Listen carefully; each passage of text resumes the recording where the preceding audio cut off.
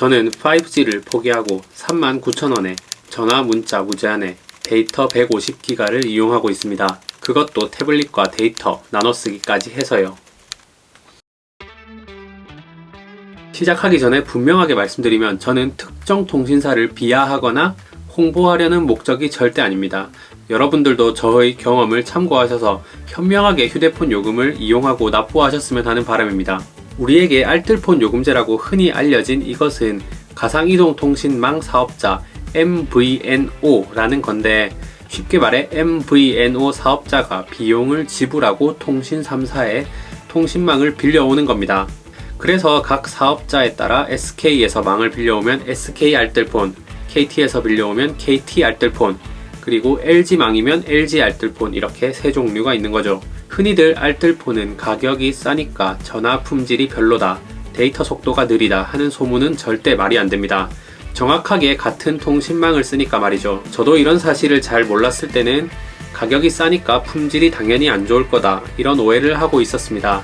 그런 알뜰폰 요금제가 2021년이 들어서 가입자 1000만이 돌파했다고 하죠.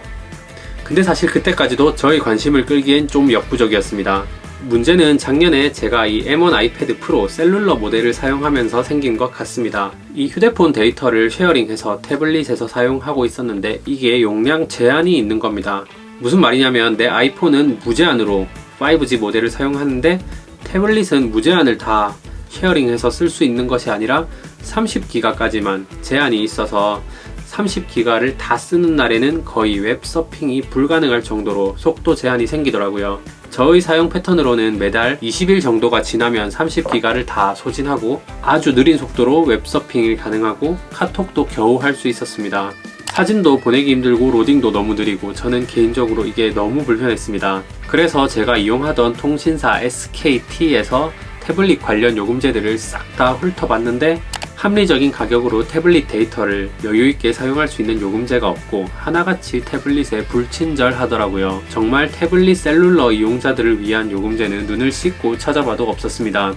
그래서 알아보다가 찾은 게 바로 알뜰폰 요금제였는데, 알뜰폰 통신사 중에서도 이 태블릿 데이터 쉐어링을 제공하지 않는 곳이 꽤 있어서 여러 군데 조사를 좀 했습니다. 그 중에서 사람들이 제일 많이 추천하는 KTM 모바일을 선택하기로 했습니다. 고민 끝에 10년 가까이 사용하던 SK텔레콤을 버리고 KT 알뜰폰으로 번호 이동을 하게 됐고, 반년 이상 사용을 한 후에 여러분에게 이렇게 추천을 드릴 수 있게 되었습니다. 그래서 제가 현재 사용 중인 알뜰폰 요금제와 기존에 사용하던 요금제의 제공 옵션들을 간단하게 비교해보고 알뜰폰이 도대체 얼마나 싼지, 그래서 어떤 서비스가 빠져서 요금이 저렴한 건지 낱낱이 한번 파헤쳐 보도록 하겠습니다.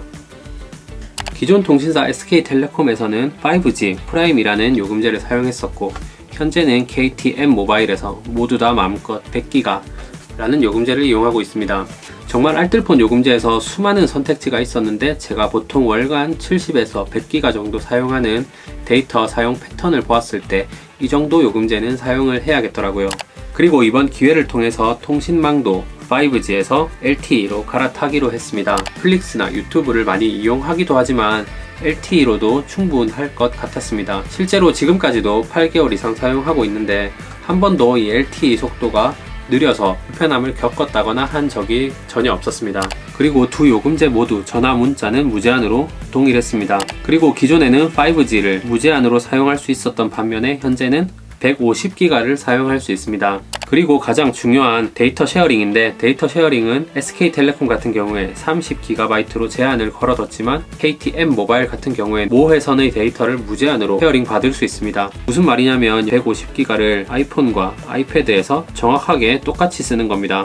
그러니까 아이패드 입장으로만 비교해 본다면 기존에는 30GB만 쓸 수 있었다면 현재는 150GB를 쓸 수가 있는 겁니다. 저는 이 부분에서 되게 설득이 많이 돼서 결국 알뜰폰으로 갈아타게 된 거죠. 그리고 보시다시피 알뜰폰 요금제는 멤버십이 전혀 없습니다. 당연히 이런 것들을 제공하지 않음으로써 저렴한 요금제를 판매할 수가 있는 거겠죠. 생각해본다면 기존에 SK텔레콤에서 제공하던 T 멤버십, 플로, 웨이브, 할인 서비스가 있었는데 이것마저도 점점 축소가 되는 추세였고 실제로 제가 그렇게 많이 이용하는 것 같진 않더라고요. 그래서 결과적으로 본다면은 요금제는 89,000원에서 현재는 39,700원을 내고 있고 여기서 약 5만원의 요금제 절약을 할 수가 있습니다. 그러면서 데이터 쉐어링은 훨씬 더 많이 할 수가 있는 거죠. 실제로 저에게 월간 150기가라고 하는 숫자는 거의 무제한에 가깝다고도 할 수 있습니다.